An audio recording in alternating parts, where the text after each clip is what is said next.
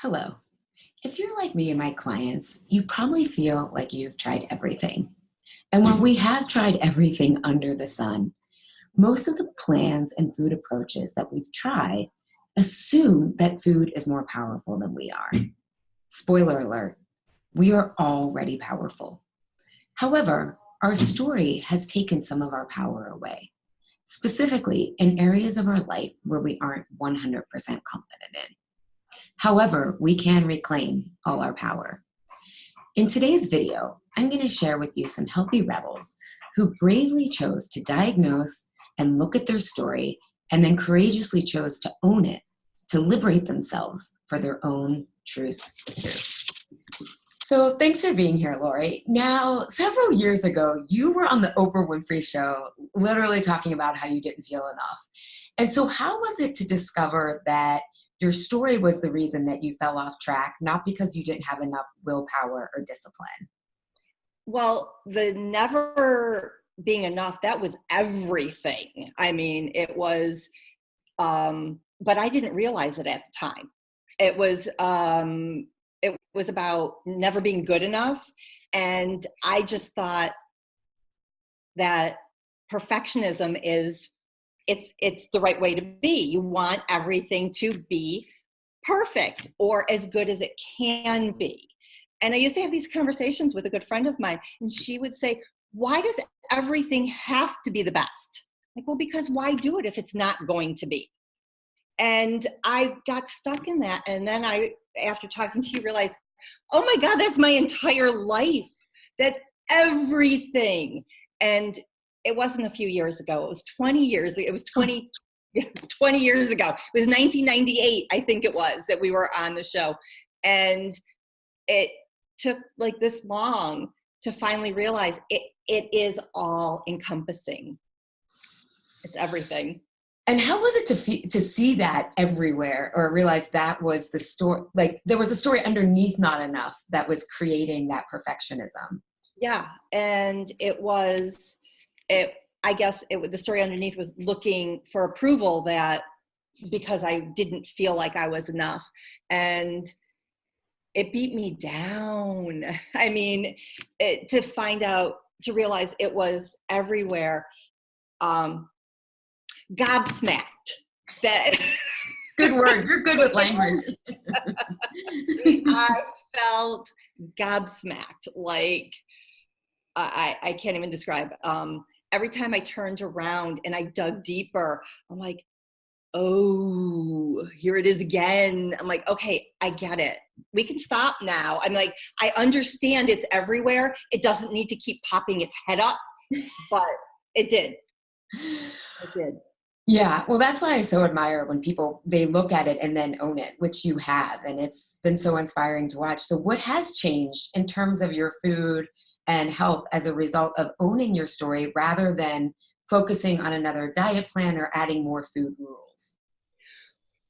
Well, I think the biggest thing, what has changed food-wise, is I now know why I was eating something. I know why I was craving something, because I didn't know why. I thought, I mean, yeah, all the mental gymnastics that you would talk about, and I didn't understand what that meant.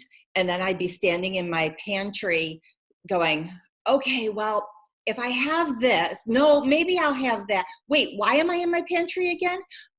Oh yeah, I was just getting paper plates, and there's candy for the kids or a cookie or something. And it's just sitting there. And I'm like, oh, that looks good. I stopped doing that. I was able to understand why I walked into the pantry in the first place, or why I didn't get out fast. And that has been the biggest thing emotionally, to understand why I was eating. Unfortunately, I have not had the same success with physical pain. Because I think you need to feel good to eat good.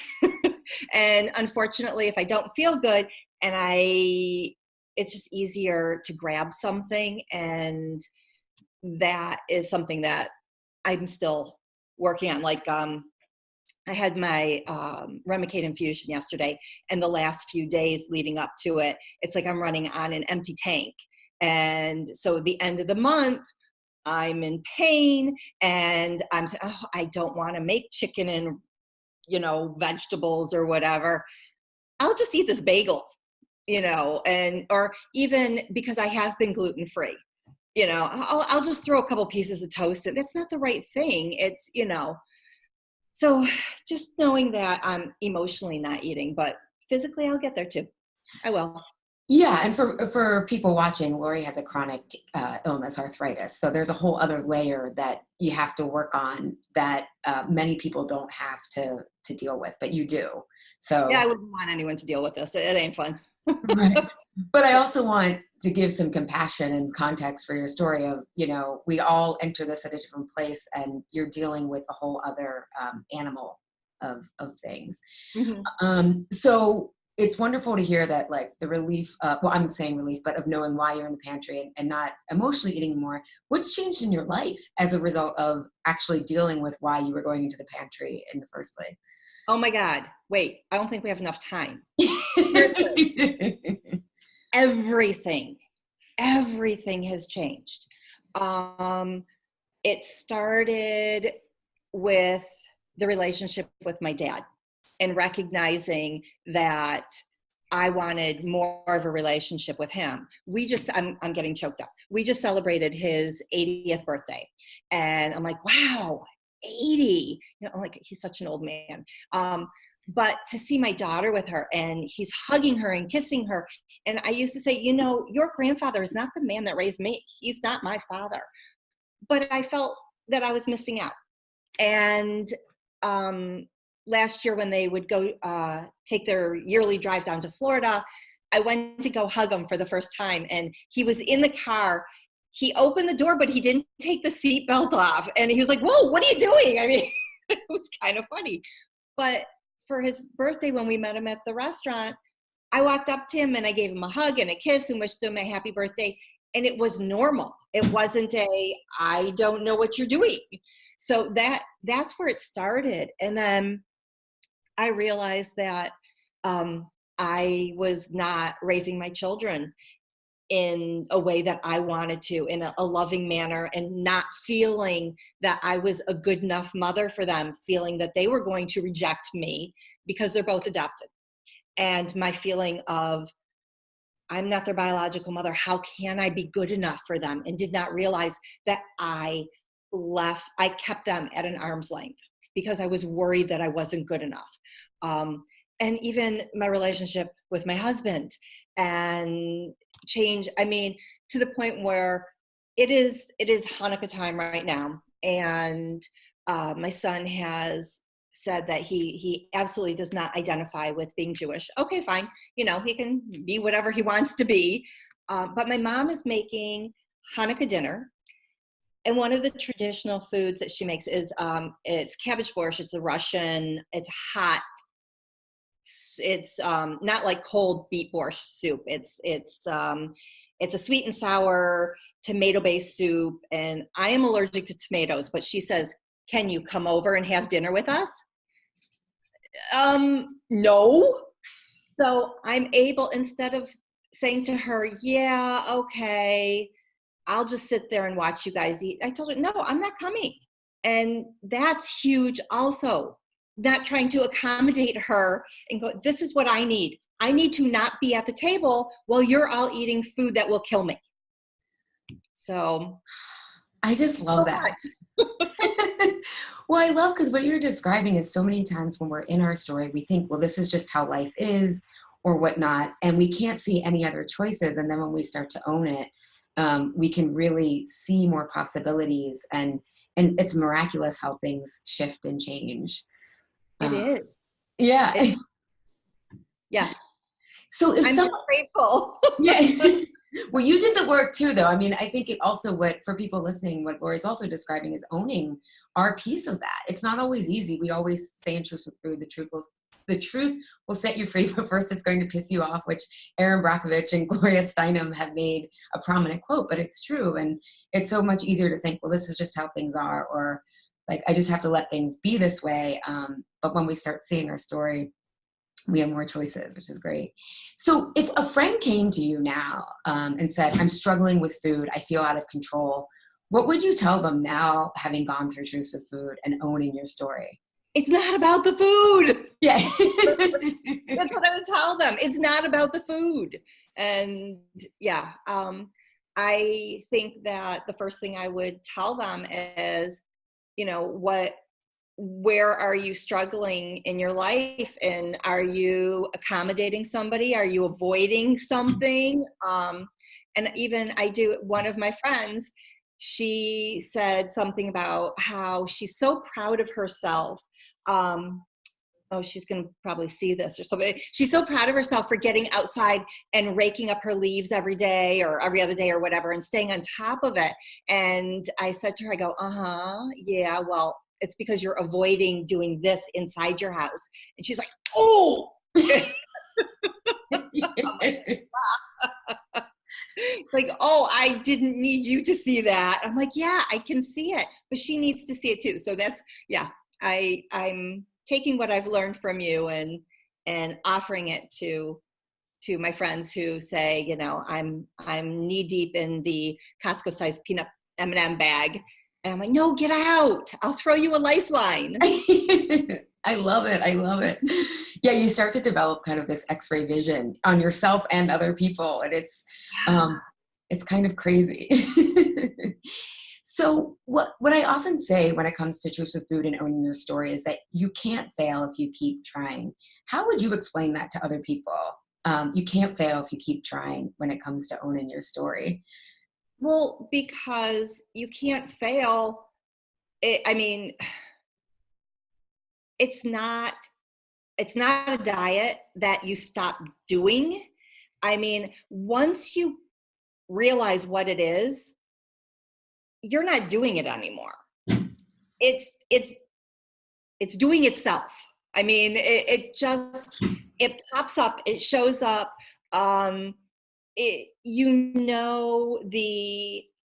The language, and it's almost like, I guess you would say that once you learn a different language, that you can understand it if somebody says a word in that language in the middle of a sentence that's in English, and I know exactly what you mean, because you're not doing it anymore. It's just there.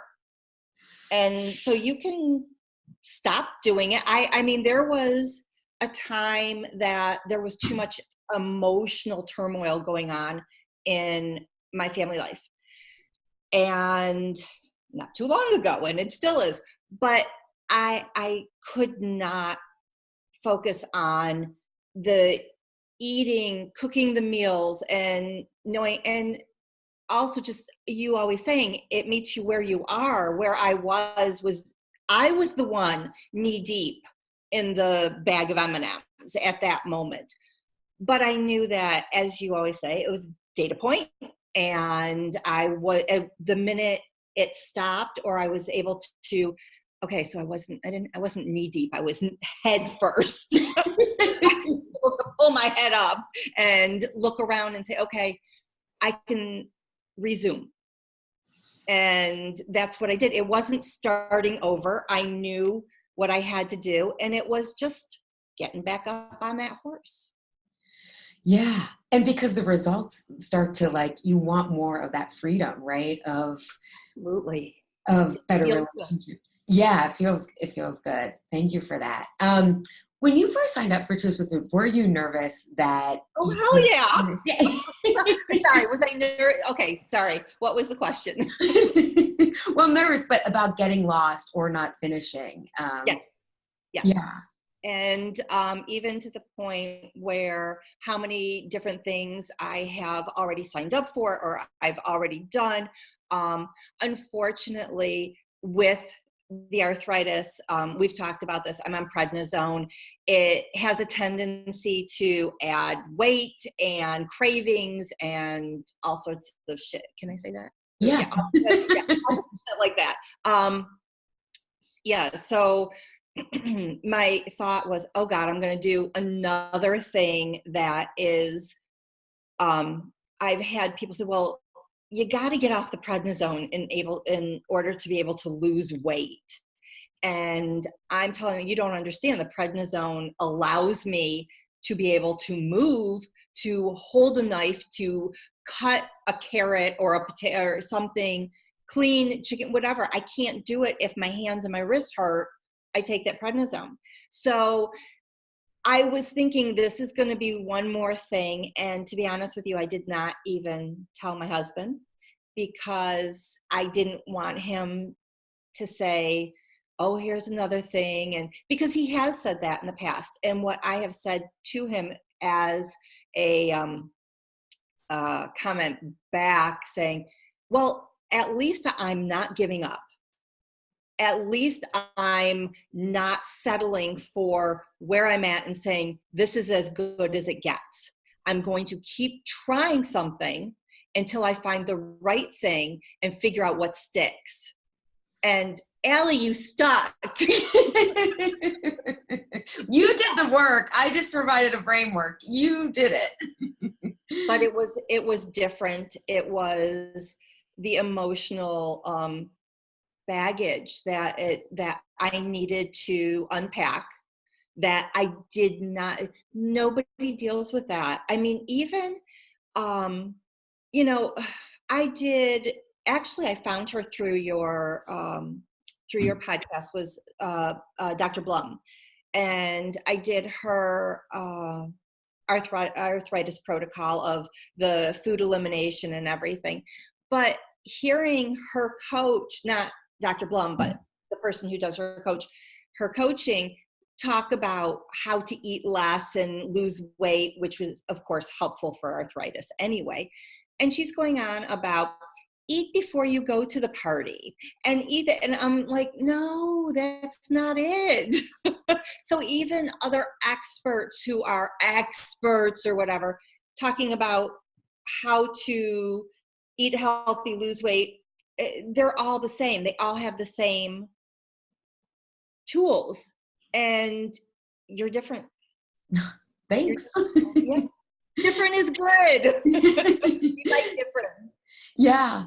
I also like how you were talking about with like people say, well, you have to get off the prednisone or this or that. I mean, there is not one size fits all protocol. I know that it when you are in pain and all these kind of things, we can use that as a guideline, and we have to bring context of where am I in this process. And I think that's part of, you illustrated that so well, of knowing yourself, like right now I need it so that I can cook and move, and maybe eventually I won't. And right now, this is what I need. And that's okay, because healing's lifelong. Like there's no time frame on this. Right. And I say that it's better than the alternative. Yeah. Right. It is. So, and what benefit do you think there is from working on your story in such a small, intimate group with other people? Well, like, first of all, yeah, everybody, we all get each other.